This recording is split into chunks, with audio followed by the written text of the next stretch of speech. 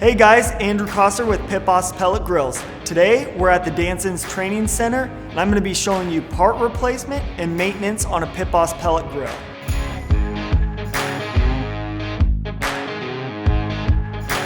So for this video, we're going to go ahead and show you how to remove and replace your grill's RTD. So we've already removed our hopper and clipped our zip ties, as well as moved over a grate to give us a little bit of room inside the grill.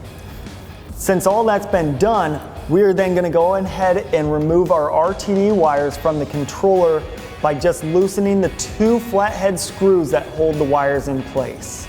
Once you have given those screws a slight turn, the wires will come right out.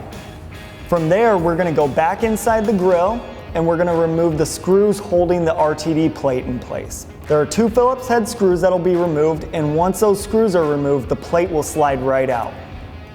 From there, we're going to go ahead and remove the screws and nuts that hold your RTD in place. In order to do that, you can just simply use your finger to hold the nut in place while unscrewing the Phillips head screw. Once the screws and nuts have been removed, you can then just pull on the RTD and the wires will come following. In order to replace the RTD, we're just going to do all of that in reverse.